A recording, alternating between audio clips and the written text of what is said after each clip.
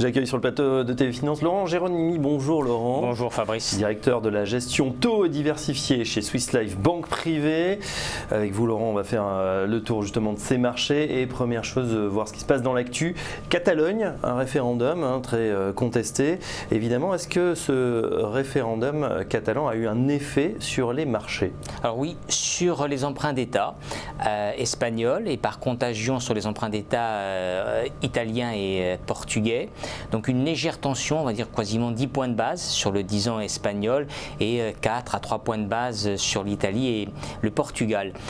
Hormis cela, sur les titres privés, on n'a pas eu de choc. Sur les actions. Voilà, sur les actions et sur le crédit. Ou sur même sur les actions espagnoles, pas d'impact. Pas de choc, non, tout à fait. Sur les effets sur les taux, c'est qu'ils sont un petit peu tendus, et également par contagion sur ce qu'on appelle les périphériques, les zones, les autres pays un petit peu plus fragiles que les pays cœurs, France, Allemagne.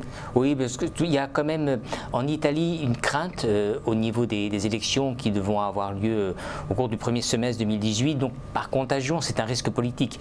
Le Portugal est plus stable aujourd'hui, donc c'est plutôt la proximité géographique de l'Espagne. Mais hormis cela, on ne peut pas dire qu'aujourd'hui on voit de risques politiques en zone euro.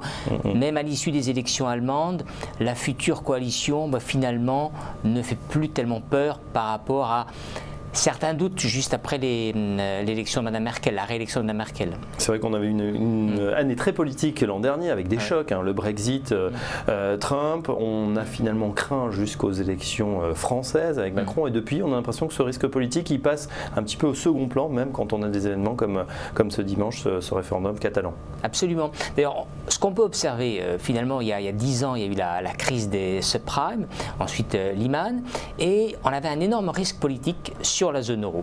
Et finalement, la Chine, les États-Unis et le UK étaient à l'abri de tout ça. Et le balancier est parti dans l'autre sens. Aujourd'hui, le risque, c'est le risque du Brexit au Royaume-Uni.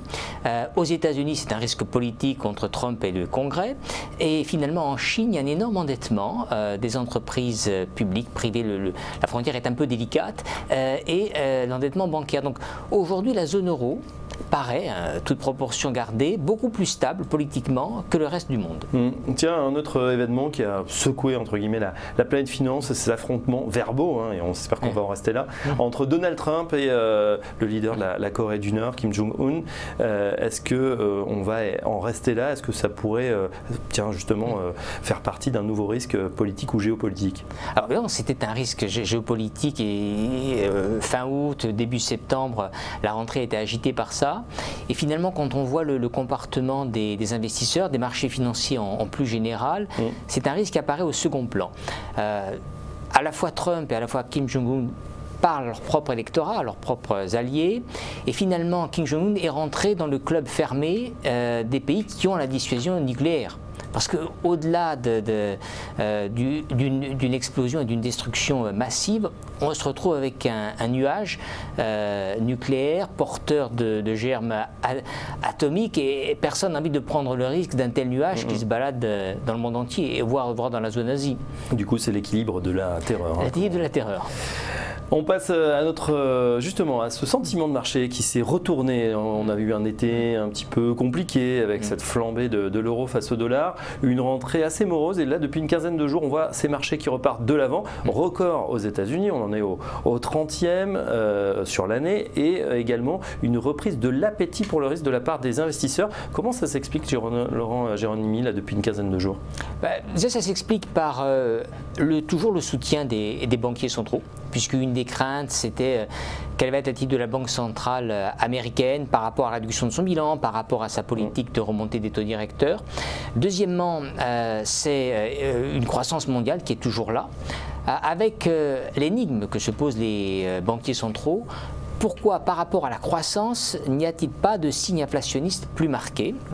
Mais néanmoins, les marchés sont relativement confiants, en tout cas sur une période récente et on peut dire qu'il y a un momentum plutôt favorable à la fois aux valeurs bancaires, aux valeurs cycliques et finalement tout le monde en profite. Les taux longs, tout ce qui est emprunt d'État demeure relativement stable, malgré une politique de remontée des taux directeurs de la Banque centrale, déjà réalisée et puis annoncée dans le futur. Pour la Banque centrale américaine, la Banque centrale européenne est toujours en soutien jusqu'à la fin de l'année avec sa politique de quantitative easing. Alors justement, que va-t-elle faire à plus long terme, cette Banque centrale européenne? On a vu la Fed qui réduisait, alors très progressivement, son bilan, 10 milliards, elle va commencer ce mois-ci sur ses 4500 milliards de dollars de bilan, peut-être une remontée des taux directeurs fin décembre, vous en avez parlé. La BCE justement face à ce durcissement justement ou cette régularisation on va dire de la politique monétaire, que va faire la BCE? Alors donc le discours de Mario Draghi est très clair, ils sont toujours en achat d'emprunts d'État et de titres privés jusqu'à la fin de cette année. Et puis pour l'instant, en 2018, il n'y a aucun propos de réduction du bilan. Par contre, mécaniquement, il y a un discours plus positif sur la remontée de l'inflation vers l'objectif de la BCE qui est légèrement en dessous de 2%.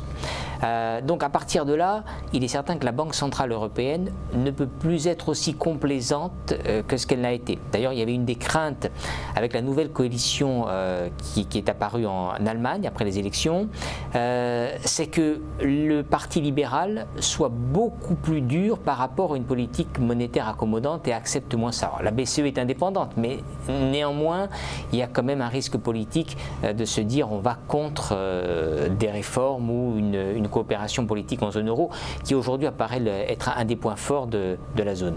Si on creuse un petit peu plus derrière justement cette action des banques centrales au cours des dernières années, on a cette question de l'endettement des États qui n'est toujours pas résolue. Est-ce qu'on peut résorber cet énorme endettement? Je crois qu'on atteint plus de 200% du PIB mondial. Absolument, oui c'est ça. Donc l'endettement au niveau de la planète en termes d'emprunt d'État correspond à peu près à un peu plus de 200%, je crois que c'est 225% d'après les chiffres du FMI, du PIB mondial. C'est la vraie question finalement, c'est une très bonne question, c'est que finalement, malgré les actions de la Banque centrale, de toutes les banques centrales, à la fois du Japon, anglaise, Royaume-Uni, États-Unis, zone euro, on se retrouve avec une croissance qui n'est pas suffisante pour résorber l'endettement. Et dans la théorie de Keynes, c'est lorsque les États il y a une récession, ce sont les États qui viennent au secours en s'endettant. Et puis ensuite, quand la croissance est là, la croissance permet de résorber l'endettement qui avait été entraîné parce qu'il fallait aider en cas de récession. Mais est-ce que la croissance qu'on dit solide en zone euro, on est autour des 2%, est-ce que c'est suffisant pour justement effacer ou du moins entamer cette énorme dette? Elle n'est pas encore à 2%, en tout cas si elle est à 2% ça va un petit peu commencer, je dirais aujourd'hui non. Aujourd'hui non, mais même aux États-Unis, on a l'éternel serpent de mer du plafond de la dette, faut-il ou pas le relever? Oui, ça faisait partie des promesses de Trump, baisser la fiscalité des entreprises. On attend les républicains là-dessus, sur la baisse de la fiscalité des entreprises. Est-ce que les républicains vont voter une telle baisse alors qu'on n'a pas de mesures en face pour compenser les recettes fiscales? Et est-ce qu'il faut remonter le plafond de la dette aux États-Unis? Alors qu'aux États-Unis, on est en croissance de plein emploi si l'on en juge le taux de chômage. Et pourtant, sans inflation. Alors, une petite nuance, c'est peut-être l'inflation commencerait à poindre son nez. On a vu hier un ISM des prix payés, donc des prix à la production, qui est relativement élevé par rapport aux 63 attendus, on était à plus de 70. Donc il y a une idée là d'anticipation de l'inflation cœur, parce que généralement les prix à la production anticipent de 9 mois l'inflation cœur. Est-ce qu'on va être encore dans cette logique de cycle économique passé? C'est la vraie question aujourd'hui. Finalement, quand les banquiers centraux ont commencé leur politique du quantitative easing, on a dit ils jouent aux apprentis sorciers. Et le nouveau cycle économique très long, avec une croissance très faible qui ne permet pas de résorber la dette pour le moment, la dette publique, c'est la terre inconnue, la terra incognita actuelle. Voilà, en tout cas des marchés qui pour l'instant sont satisfaits par cette situation et qui continuent à grimper, que ce soit aux États-Unis ou sur les autres continents, en Europe notamment. Justement, que faire pour ce 4e trimestre? On va en parler dans un instant, juste après la pause.